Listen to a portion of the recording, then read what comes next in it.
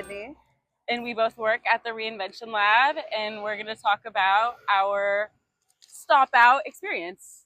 So at the lab, we both represent kind of the youngest employees at the lab. And so I think that we carry a unique position in making sure that the youth voice continues to be heard. And something even more unique about that is part of that we are finding our success not as degree holders yet.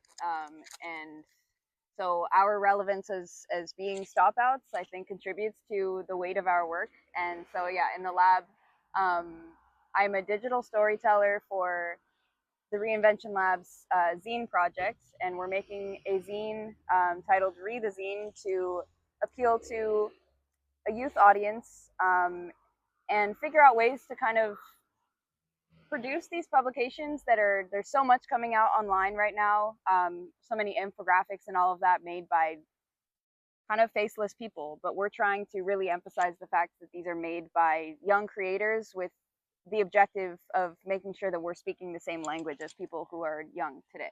And so, yeah, our first issue was Research is Hot, talking about the importance of having digital literacy and being able to detect mis and disinformation when that's so critical right now.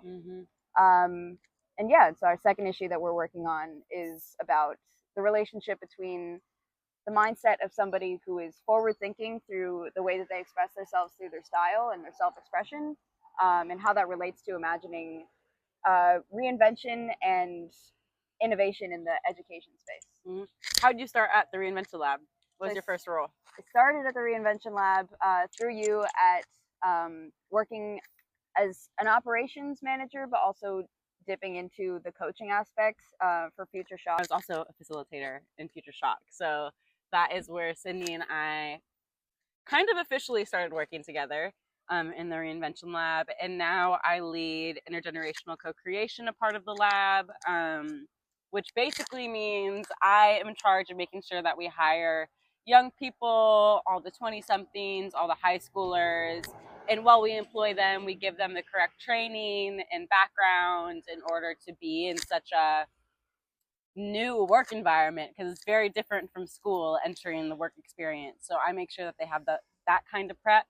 And yeah, I've been working at the Reinvention Lab since I was 15. So based off of that, yeah, a long time. That's like 5 years now. I was a reinventor, and while being a reinventor, I was a young person on site, giving my opinions and my advice. And then I continued my work with the Reinvention Lab, and through that, they really taught me that success looks different for a lot of different people, and that traditional school doesn't have to be the path that I take.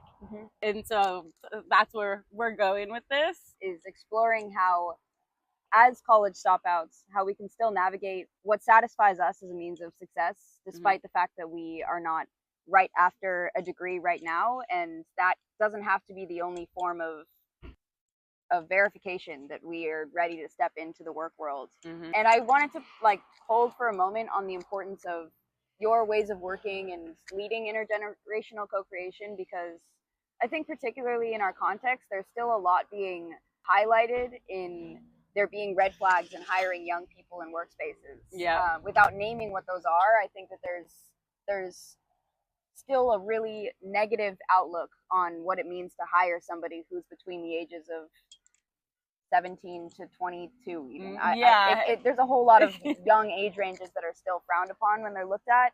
So I think there's just so much important opportunity to integrate something like intergenerational co-creation in all workspaces. I think we need to destigmatize young work and how that can actually benefit workspaces that currently all the shots are being called by people generations way above us. Absolutely. And I mean, it's so specific, because when we talk about ageism, we forget the young people and the the sidelines that where you should really be thinking about. Because when we think about ageism, it's like, oh, don't be ageist to someone old. Right. Of course, respect your elders, you know, but what happened to respecting the young people in the world that are actually going to be the future? And what happened to giving them decisions in the stuff that they're experiencing at hand, like education? And so like to be given the opportunity to make those decisions at such a young age and have an experience where I'm allowed to give my unfiltered like advice and it's actually like they want it was such like a formative thing for me in defining success. Because if we go back to talking about college in that past experience, I'm going to a university where I felt like I'm giving all these like, hey, you could actually teach that better. Like, hey, you could talk about this better. Exactly. I was in the educational program in sociology as well. So talking about these social sciences and how we are as a society. And I'm like, hey, we could talk about these people in a better way. Or we could like research in a more equitable and significant way.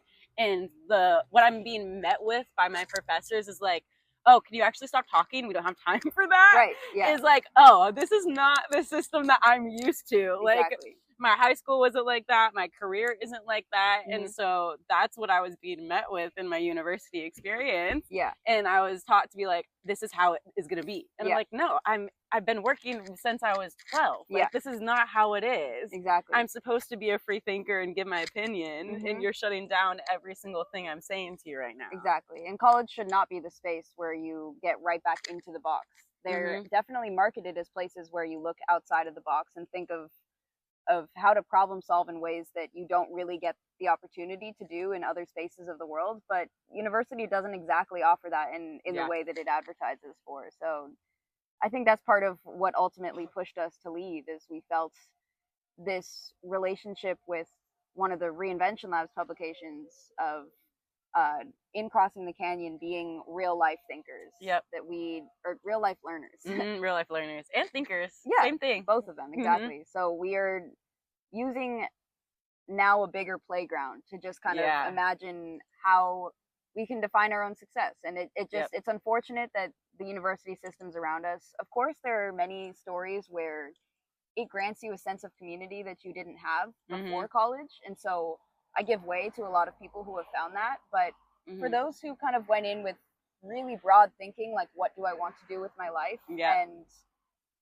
I think our message to those people and relating to that as well is just being that you don't have to settle at something where you're paying a whole lot of money. And I know that was a huge factor for both of us as well, is if we are going to try and find all of the little pockets where university can be successful for people and be what it advertises to be, it should at least be at an affordable price, so one that we feel comfortable paying. And it's interesting because I would say majority of the world is a real life learner. Like, you know, majority of the world, we do more learning when we're outside and talking to other people, or even like by ourselves and exploring what's around us. And so it's hard when the system is made to not be for those kinds of learners, even though a majority of us do learn that way. And so it steps into the conversation of, if you're an educator in some kind of way, how do I support young people that aren't necessarily on a typical path, which is a traditional path. And that's not, you know, stepping in the world and like trying a million internships and jobs till you find out which one sticks, you know? Like I was in high school and I did fashion, I was a barista, I worked at the mayor's office, I did education, like, and through all of those things, I found out exactly what I didn't want to do and exactly what I did want to do. And if I didn't have that experience, I would go to college probably being like a fashion design major, wasting so much money because I cannot spend all my time, you know, doing the math and cutting out fabric and like all of that stuff. It's not for me. And so it's like that gap that we're talking about. What about where do we go with real life learners? What kind of systems do we need to start implementing for them? And that's the bigger question that part of hosting this conversation reveals, that we don't have the answer yet. Like we are satisfied in having made the choice to not continue paying for something that we didn't feel like was paying us back in the same ways, but we don't really have the solution for what's next. At the very least, we found comfort in the Reinvention Lab, because this is a space that's offering us the ability to think still expansively, where maybe we're not taking classes every day and learning directly from a professor saying, here's what you need to know to go out into the world, but we get to start every day with our forward thinking and actually be heard on our thoughts.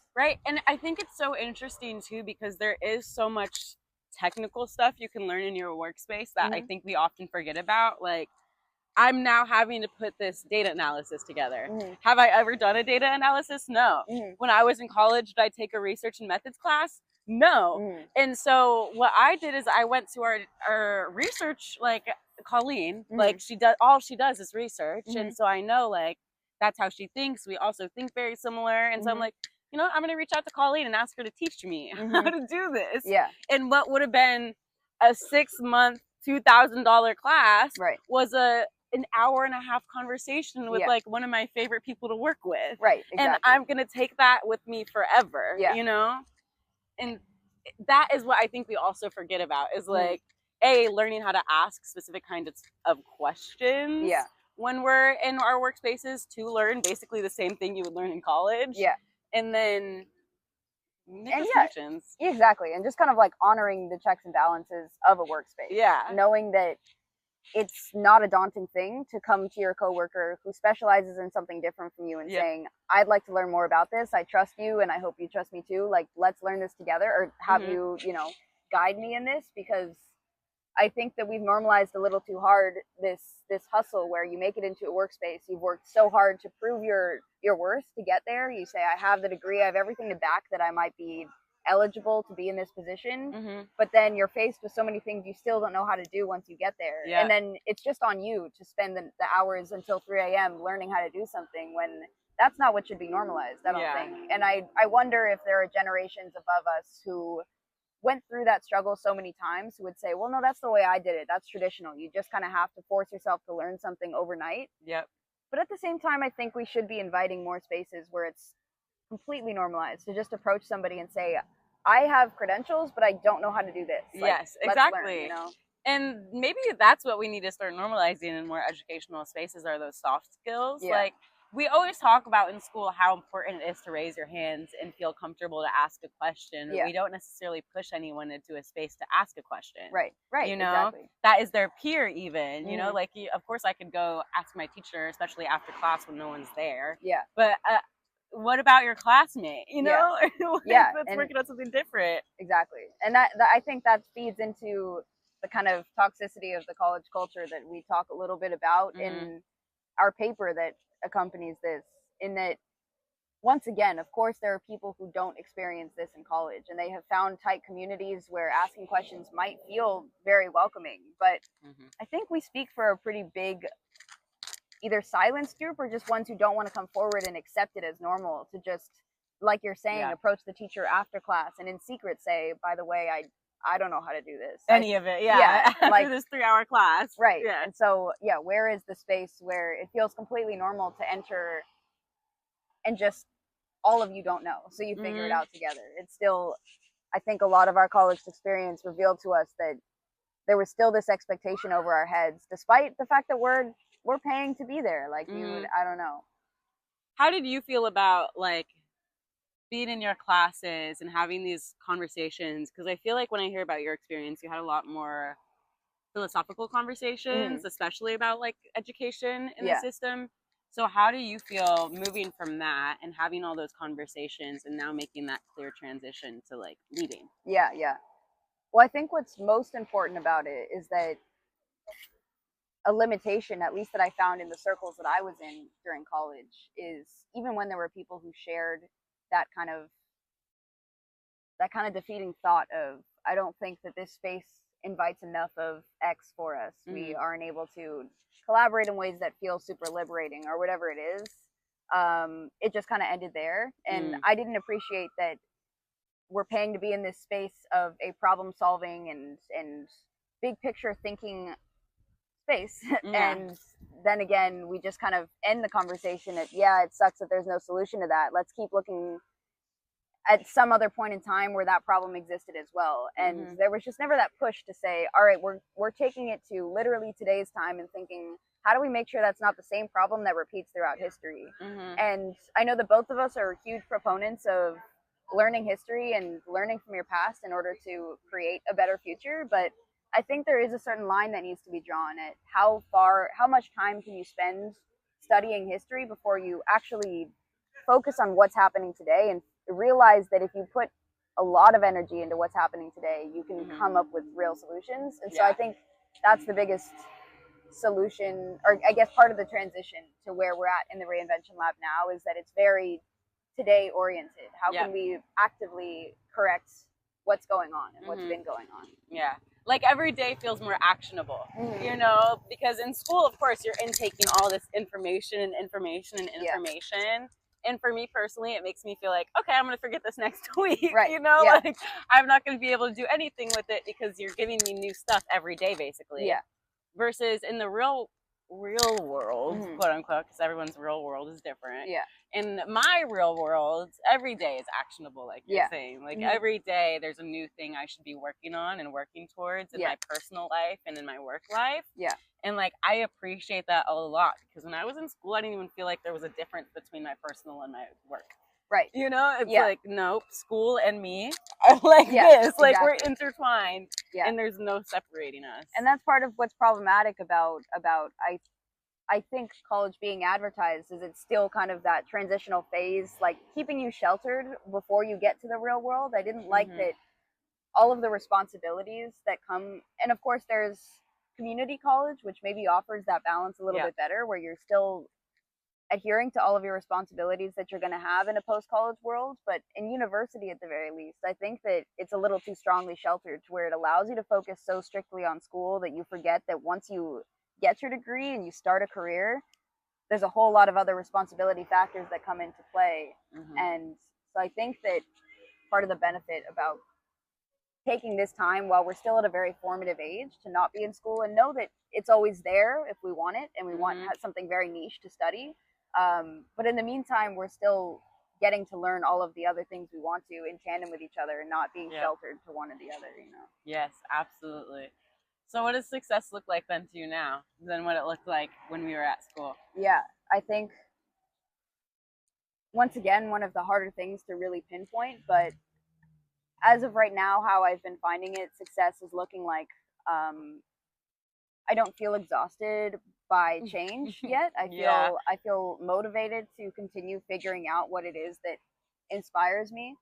And that's not to say those things aren't invited in a college space. And I think I keep doubling back to make sure that I don't think we have the only solution carved out. I just think that we are able to maybe see clearer what success can be for us, because we've identified that we're different learners than the traditional type of learning. Yeah. So I think success right now looks like continuing to get the chance to figure out what my best style of learning is. And just kind of, having enough capacity to figure that out. And capacity is something I really felt like I did not have, taking 4 classes and an internship and working 2 federal work study jobs. That didn't give me enough time to think about it. So how about for you? I would say, Sydney, when we were in college, you were definitely a way harder worker than I was. Like, you were always busy and determined by like getting either your academics or your work life stuff done.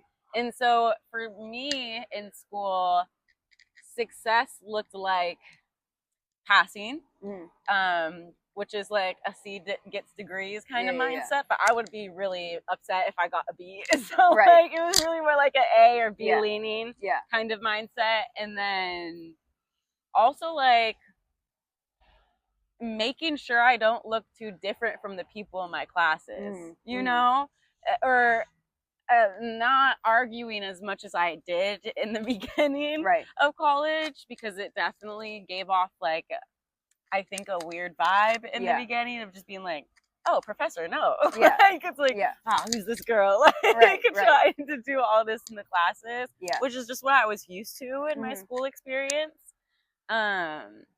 And so success looked like to me was blending in, you know, like just being an average college student, which in my experience before college, I had never tried to be anything but average. I was just Izzy. And so like now success goes back to me just being me. And so it's like making sure I can have a roof over my head, making sure I could travel if I want to, making sure I got food in my tummy, and making sure that like I'm filled with love, and the people around me I can support with love and happiness. And as long as I can do that, like that is success to me. Yeah, totally. And before I thought I had to have a piece of paper in order to give love to my community. Right. And It's now like you gotta wait until you really got there. exactly. Like, and you it's don't like have to wait. I've been giving love since the day I've been born. Right. You know? And so what does a piece of paper have to do with that? Yeah. And if I can find a career and happiness without having to get a really expensive piece of paper, like that is success. Yeah. To me, absolutely. that is success. If Yeah. I can find a system that works for me, that is what success means. Exactly. Yeah. Versus just not conforming to what the traditional system is, because there is a very one-way street mindset about the American education system, and I think that diverting against that takes a whole lot of energy, and we're willing to put in that energy because it seems like a worthy cause. Like, exactly. even if we hit road bumps, realizing that there are certain offerings of that one-way street that we might not access as quickly, it's kind of worth it still, because why settle? Exactly. And we have to come to the conversation of we're not the only ones, you know? Exactly. We're not the only ones, and we're just the loudest about it in our community at the moment, you know? We're the ones who talk about it the most. But there are so many people that didn't finish high school, didn't even go to college, dropped out of college. Like, whatever their experience is they're a part of us. They're a part of being a real life learner with us. Exactly. And so it should be an even bigger conversation of, okay, how does our community be one? Yeah. And how do we be one with even the people that are still attending university? Right. And learning those things and getting those credentials, because they still have stuff to offer. Yeah. You know? Like, and it doesn't have to be teams like that. We still have friends who are in college right now, and they're not against us for making the choices we did. So like you're saying, we need to kind of create a louder and a community that's willing to make noise with us about people who have opted out of the system that says you need to get that degree paper, but also still find a way to communicate effectively with the people who are using that path. Because of course there are studies that need the full 4 or 8 years to complete that. And so yes, of course, but we're in social sciences, and social sciences are very, you have to be around people all the time to figure out, you know, some of those answers. Exactly. So. You know, trust me, I would not get a lawyer with no degree or a doctor or a nurse. Exactly. Like, I would be like, no, you're not. You're not helping me out. But if I'm thinking about research, I want you to be way closer to the community than the textbook. Exactly. You know? Yeah. And not all of this got funded by my university, and so that's the only thing that's granting me access or proximity to this space. Like, no, the people who need to be making statements about communities are the ones who are actually integrated within them. Exactly. College is a tool. You have to use it the right way. Yeah. I did not see it as a useful tool for me because I could not make the community that I needed to make in order to find the career that I needed to find. And so instead of being like, oh, I'll find it 1 year, I just moved on and switched it up. And it's been really helpful for me in my mental health and like the way that I see my future. It's a lot more clear. Do you see any limitations between had you stayed on the 4-year track in college versus now thinking about the next 2, 3, 4, 5 years? How do you see your ability to be kind of mobile without the structure of college?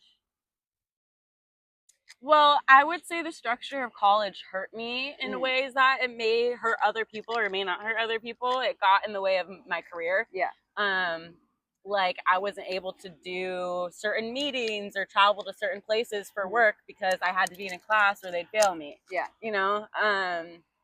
And I was also in an environment of school where they didn't really believe my career was a real thing. You know? Like, there's that part. They didn't think that, you know, the job that I was doing was a real job. They were like, oh, you're getting scammed on LinkedIn. No, I've been doing this for years. Like, no one's scamming me. And so to be in an environment where it didn't feel like many people believed in me, it wasn't very hard to be like, I'm losing so much. You know, I definitely feel like I lost my community in a sense, you know, my friends that still live there, I don't get to see them as much. Or even to be in a tight space with so many people my age constantly, it's a foundation to meet new people every day. And not to say like I could be out here and go walk up to a random person and make a friend, but it's way different than when you're in college. And so you definitely lose that sense of connection making and that opportunity to make random connections at random times. And that's why I say like college is a tool, because all college could really be is making connections for your future. Yeah. And that's, everyone pulls that from it and says it's just a networking opportunity. Exactly. We're around those all the time. Exactly. And I just felt like my career was already putting me around so many network opportunities. Yeah. So I just didn't necessarily feel that it was necessary for me to get that from college, aside from like my main domain of friends that I really did need at the time. Yeah. Okay, so new question then. Yeah. For somebody who didn't enter college already with structure of a career, and you are focused on education reform, that's a lot of what your career is already about. Yep. So for somebody who didn't have the chance to sort of reject some of the philosophies of college because it didn't agree with where they were already at, somebody who wants to land in a position like yours but doesn't have that mattress of a career to land on already, what do you recommend either for them or for educators in general who want to not shield them from something like that, if that makes sense? For them, I would actually encourage them to go to college to get the networking opportunities that are like, oh, we're going to another school to talk, or we're going to another da-da-da to talk. I mean, you could even find those opportunities without going to college. They're posted everywhere. Right. And if you're a young person, they usually do admission free. So like, putting that out there, like it's admission free for most educational reform conferences. So like, if you just do your research, you can get yourself in those spaces to make those connections. Yeah. Also, if you just reach out to like educational hubs, they are most likely going to have a conversation with you. They're engaged, they're interested. So like, if you reach out to Education Reimagined, if you reach out to the Reinvention Lab, if you reach out to Next Generation Learning Challenges, like all of these places I can name, you could find an opportunity with them to just learn. Yeah. And see, those are the named resources right then and there. And so I don't think the headline really is maybe just go to college and try it out. For some people, that might be what they want to do. Exactly. But if you are trying to land in a space like this that we've been able to find joy in, it's kind of like your approach should be also, look at the resources that aren't college that actually do exist. Exactly. And I'm going to tell you right now, like from a lot of the people that I hear in educational reform practices, they're way more interested in hiring someone or having a conversation with someone who left a system that didn't work for them. Right. Versus someone who's like, yeah, I went to Harvard or Yale. Exactly. You know, because it's not, okay, so it's worked perfectly for you. Like, what advice can you offer me? Exactly. You know, versus somebody who's like, yeah, I just left because they sucked. Right. That creates a story. It creates a new sense of drive. Exactly. So when you're entering educational reform specifically, or educational reinventive conversations, we're looking for people who are reinventive and who are always reinventing their own life and their own system versus the people who are going on a traditional path. Like, yes, beautiful. Like, do a traditional path if you want to. It's great for you. Yeah. However, we're in a reinventive space where we're trying to help the people that it doesn't work for. Exactly. So we're likely going to hire people that it didn't work for them, and they have really great ideas on how to help us change that. Exactly. Yeah. You know? Because this is a huge systematic problem that we're inching towards and that we're hinting at throughout this whole conversation. And it's not something that comes with a solution that we could talk out in one conversation. It requires the building blocks or whatever of people who agree with us, finding how many people that are silenced or that haven't been able to find the space to be loud enough about this, who are like, oh, I'm in the same boat. I don't feel like these traditional methods work, and I want to also band together and be louder with other people, you know? And so exactly. I think that that's what's kind of strong about us having these steps to kind of get the conversation out there and going, because we have issues with the way that the system works. We acknowledge that it works for some people, but we do want to make sure that the alternatives are more available to people whose lifestyles and whose learning styles are much different. Yep. So, absolutely. And it's like everyone's lifestyle and learning style is much different from another. So why isn't it like that in the first place? Right? Yeah. And so it's difficult to see us taking all of these steps back to then move forward. Yeah. However, it's just like, scrap the box, throw it away. Yeah. Just let people be. Yeah. And, you know, like in my experience, like if someone tells you they're dropping out of school because they have a career experience, yay! Exactly. Like, congratulations. Go get that. Exactly. Like, we'll be here if you want to come back. Right. Not like, you're getting scammed, this is devastating. Yeah. You know? Yeah. And we'll so see you back in a little bit to get your degree. exactly. And so like the only solution that I feel like I could properly offer is to be excited and proud of people for making steps in their life that feels right for them. Right. You know? Exactly. Yeah.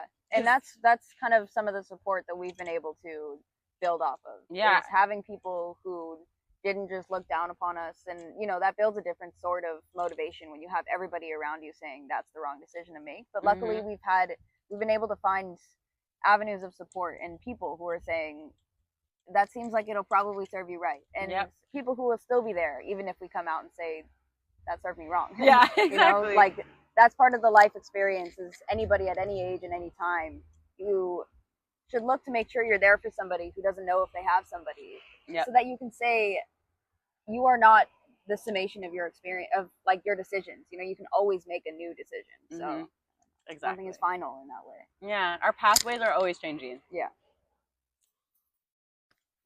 That's all. Yeah. Thanks for listening to us. Thanks for listening. Yeah. That's at the very least our part one. We hope to, out of this find more people who feel who resonate with some of the things that we say, and see where it can take from here. Exactly. And if you enjoy listening to us talk, let the lab know. Yeah. Then we'll probably do more stuff like this. Okay. Thanks, y'all. Thank you.